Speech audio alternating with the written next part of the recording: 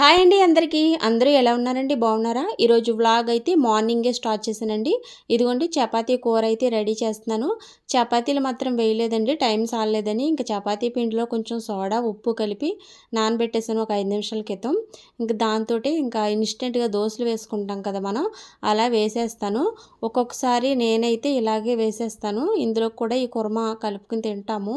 ఒక్కొక్కసారి చట్నీ చేసుకుంటాము, లేదంటే ఒక్కొక్కసారి ఇలా చేసుకుంటాం అన్నమాట.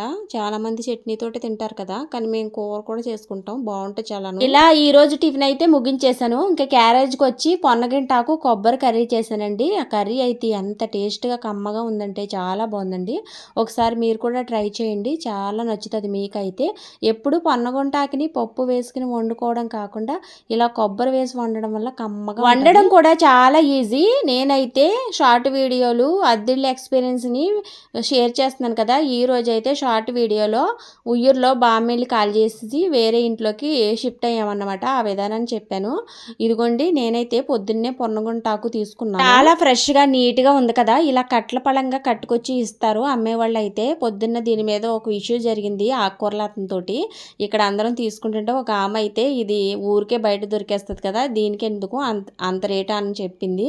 అప్పుడు ఆయన అయితే నువ్వు వెళ్ళి సేల్ అంట తెంపుకుని తెచ్చుకో, ఎలా ఉంటుందో చూడు, మేము ఇచ్చేది ఎలా ఉంటుంది చూడు అన్నాడు. నిజమే కదా. ఇదిగోండి కొబ్బరి తీసుకున్నాను. ఇంకా దీంతో మంచి కొబ్బరి పొన్నగుంటాకు కర్రీ కమ్మగా చేసి చూపిస్తాను, ఒకసారి ట్రై చేయండి మీరు కూడా. ఇదిగోండి ఈ పొన్నగుంటాకుని శుభ్రం చేసి ఇసుక లేకుండా ముక్కల కింద కట్ చేశాను. ఇదిగోండి కొబ్బరిని అయితే ఒక కొబ్బరికాయ తీసుకున్నాను, చిన్న సైజు కొబ్బరికాయ. ఇదిగోండి మిక్సీ పట్టేశాను.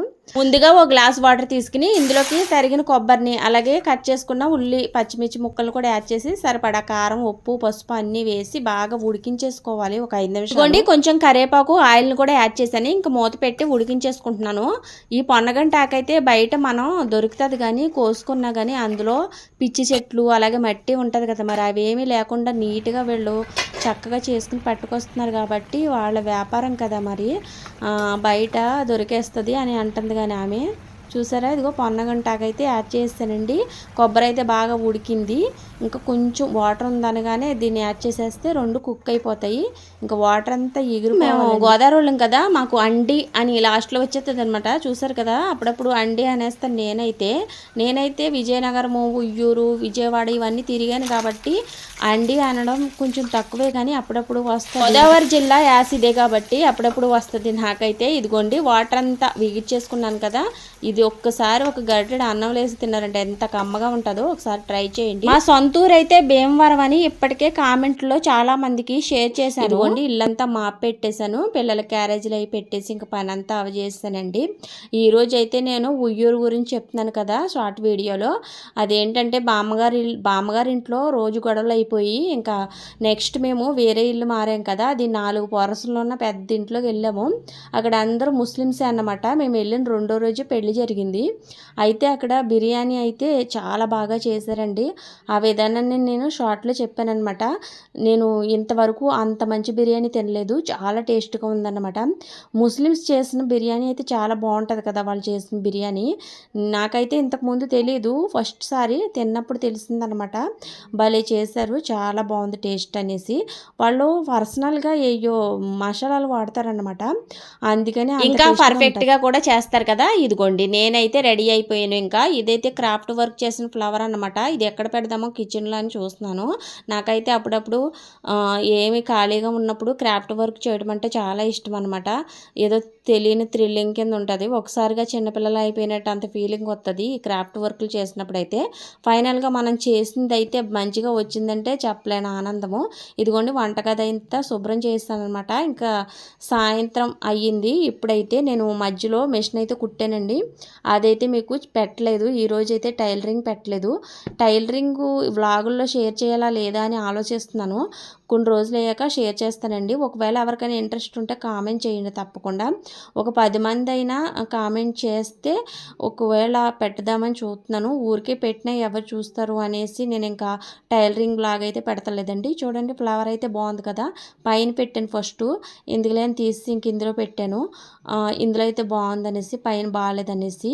ఈరోజు అయితే నేను సాయంత్రం మా పిల్లలకి సల్లబునుగులు చేస్తాను. షార్ట్ వీడియోలో అయితే ఒక్క నిమిషంలో మొత్తం నేను అనుకున్న మ్యాటర్ అంతా చెప్పాలి. దానికోసం నేను ఎక్కువ తొందరగా చెప్పడము, అలాగే ఎక్కువగా మాట్లాడడము, ఎక్కువ వాయిస్ని రేజ్ చేసి మాట్లాడడం అలా జరుగుతుంది. నాకైతే మైక్ లేదండి. ఫోన్ ఇలా మౌత్ దగ్గర పెట్టుకుని వాయిస్ ఇచ్చేస్తాను. మైక్ ఉంటే కొంచెం స్లోగా చెప్పినా అది తీసుకుంటుంది కదా, నా దగ్గర అయితే లేదు కాబట్టి ఇలా ఇబ్బంది పడవలసి వస్తుంది. ఇదిగోండి నేనైతే ఇక్కడ గోధుమ పిండి తీసుకున్నాను 2 కప్పులు. అందులో ఒక కప్పు ఈ పెరుగుని యాడ్ చేసి సోడాని ఉప్పుని కలిపి నానబెట్టాను. ఇంకా కొబ్బరిని తీసుకుని ఇలా పల్లీలు వేసేసి చట్నీ అయితే చేసేస్తున్నాను. లాంగ్ వీడియోలో అయితే మనం ఎంత టైం కావాలంటే అంత తీసుకుని మనం వాయిస్ ఓవర్ ఇవ్వచ్చు, అలా క్లియర్గా చెప్పొచ్చు. కానీ షార్ట్ వీడియోలో అలా కుదరదు కదా, ఉన్న టైం 1 మినిట్లోనే చెప్పాలి. ఇంతకు ముందు ఉయ్యూరులో ఉన్నప్పుడైతే మేము అలాగా ఇల్లు మారినప్పుడు అక్కడైతే 4 కుటుంబాల్లో పోర్షన్లో ఉండేవాళ్ళం.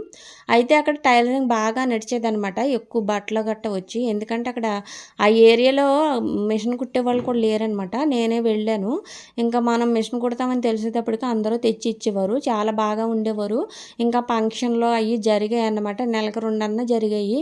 బర్త్డేలని లేదంటే పెళ్లి రోజులని, ఇంకా అలా జరగడం వల్ల సందడిగా అలా రోజులు గడిచిపోయాయి. ఉయ్యూరులో అయితే తక్కువే, మేము ఉన్నది ఎన్నో రోజులు లేవు. మా ఆయన గారికి అయితే మళ్ళీ ట్రాన్స్ఫర్ అయిపోయింది. ఉన్న రోజులు చాలా బాగా ఉండేది. అక్కడైతే ట్రావెలింగ్ కోటే బాగా కష్టమయ్యేది. కానీ అక్కడ విశ్వశాంతి స్కూల్ అని పెద్ద స్కూల్ అనమాట, చూడడానికి 2 గుళ్ళు సరిపోవు అంత పెద్ద స్కూలు. కానీ మా పిల్ల అయితే రవీంద్ర భారతిలో చదివారు. ఉయ్యూరులో వీరమ్మ తల్లి ఉత్సవాలని ఫేమస్ అన్నమాట, 15 రోజులు చేస్తారు. లాస్ట్లో కాగడాలు వెలిగించి ఊరేగిస్తారు పెద్ద ఎత్తున, చాలా. ఆ జాతరకి అయితే నేను బట్టలు ఎక్కువగా కుట్టాను, నాకు బాగా గుర్తు. ఈరోజు వీడియో అయితే ఇదేనండి. ఒక లైక్ చేయండి, ఏమనిపించిందో కామెంట్ చేయండి. మరో మంచి వీడియోతో మళ్ళీ కలుద్దాం. బాయ్.